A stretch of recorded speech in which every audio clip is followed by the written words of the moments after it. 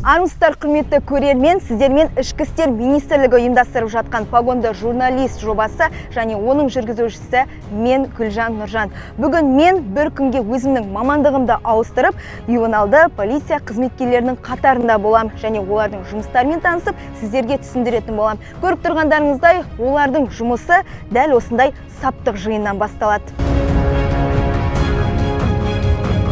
Güzel, тік тұр, еркін тұр. Құрметті әріптестер, арамызда жергілікті журналист бар. Сендерге бүгінгі тапсырма мына қала көлемінде жасөспірімдермен орын алып жатқан қылмыстардың алдын алу бағытында түнгі мезгілде жасөспірімдердің тұрғылықты мекенжайынан тастап заңсыз жүруін анықтау, ішкі істер органдарының есебінде тұрған тұлғаларды мекенжайы бойынша тексеріп, профилактикалық сұхбат жүргізу. Журналистке көмек керек болатын болса, жеке құрам журналистке көмек көрсетеміз. Аймаққа қадам бір. Берілген тапсырма бойынша менде Ақтау қаласындағы білім беру ұйымына бет алдым. Ондағы ювеналды полиция қызметкерлерінің жұмысы мені де қызықтырмай қоймады. Ең алдымен мектептің кіреберісінде орналасқан дабыл түймесіне көзім түсті.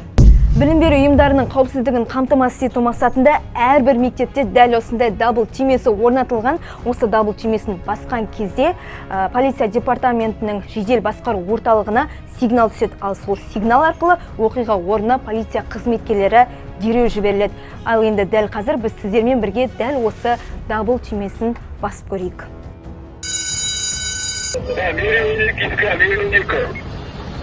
Байланысты мереунікі. Миллионник 12 шағынаудан 46 здание, 12 гимназия, бағыт аламыз. Күлізі қоқылады. Миллионник қауылдан бағыт алып бара жатыр. Міне дәл осылай дабыл берілгеннен кейін инспектор 3 минут 40 секундтың ішінде дереу білім беру ошағына жетті. Келген бойдан тесттік режимде дабыл түймесін басқанымды айтып, ары қарай жұмыстармен таныстыруын өтіндім. Бұл бізде тесттік режим болған, сіз 3 минут 40 секундтың ішінде келдіңіз, бәрекелді, дәл орнына отырдыңыз, менің есімім Гүлжан Нұржан. Ендеше сіз басқа сыныптарға алып кетіңіз. Дәл қазір біз Ақтау қаласындағы 13-ші гимназияда тұрмыз, ал менің жанымда осы гимназияның аға лейтенанты инспектор Бүркітәлі Нұрбек мырза. Құрметті Нұрбек мырза, дәл қазір біз не істейміз? Қазір уақытта жасөспірімдердің әкімшілік құқық бұзушылық салдарынан көптеген жағдайлар орын алып жатыр. Сол себепті біздер әр күн сайын мектептегі кластарға кіріп, біздер түсіндірме жұмыстарын жүргіземіз. Ендеше кеттік, бірге жүргізейік. Сәлеметсіздер ме, балалар? Отыра ойыңыздар. Саламатсыздар, құрметті оқушылар. Бүгінгі таңда біздерде осы шағын аудандарда орын алып жатқан әкімшілік құқық бұзушылық бойынша сіздерге түсіндірме жұмыстарын жүргіземіз. Қазіргі уақытта түнгі мезгілдерде ата-анасынсыз жүруіне байланысты көптеген жасөспірімдерді біздер анықтап жатыр және оларға қатысты ата-аналарына ескерту хаттамаларын толтырып жатырмыз. Егер бұл жағдай тағы да қайталанатын болса, біздер оларға жаңағыдай айыппұл саламыз және балдар автоматты түрде учетқа қойылады. Егер сіздер учетқа қойылған жағдайда алдағы уақытта сіздердің жоғары оқу орнына түсуіне үлкен кедергісін тигізеді. Және де мектеп арасында, класс сыныптар арасында балалар өзара сөзге келіспей төбелес салдарлары орын алып жатыр. Ондай жағдайларда ата-аналарыңызға әкімшілік құқық бұзушылықтың 127 бабы бойынша хаттама сақталады. Оның штрафы 34.500 теңге. Және де егер сіздің жастарыңыз 14 пен 16 жас аралығында болса, әкімшілік құқық бұзушылық кодексінің 435 бабына сәйкес хаттама сақталады. Ол хаттамада сақталған сайын сіздердің өздеріңіздің болашақ өмірлеріңізге кедергісін тигізеді, себебі учетқа автоматты түрде ілінетін боласыздар. Міне осылайша оқушыларға түсіндірме жұмыстарын жүргізіп болған соң түнгі рейдке дайындықты бастап та кеттік. Қазір біз Ақтау қаласы 12-ші және 16-ші шағын ауданына қарасты учаскелік полиция пунктінде тұрмыз. Дәл осы жерге кешкі 23:00-де заңды өкілінсіз жүрген жасөспірімдер алып келінетін болады.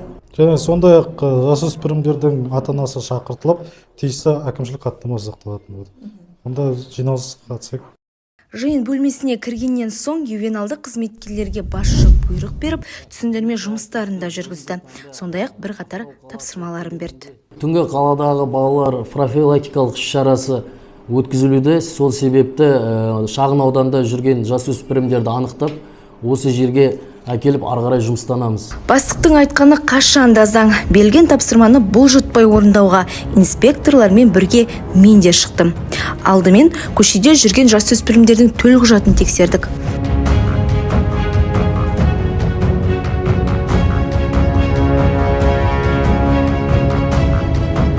Әрине, заңды өкілінсіз жүрген кәмелетке толмағандар да табылды. Оларды учаскелік полиция пунктіне келіп, ата-аналарын шақыртып, ескерту бердік. Олардың жастары 10 жастары. Екеуін де жинадым.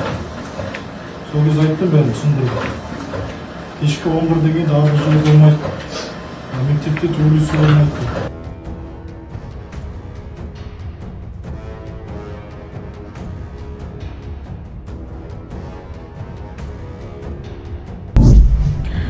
Дәл қазір 23:00-ден кейін заңды өкілінсіз жүрген жасөспірімдер жеткізілді және оларға профилактикалық түсіндірме жұмыстар жүргізілді.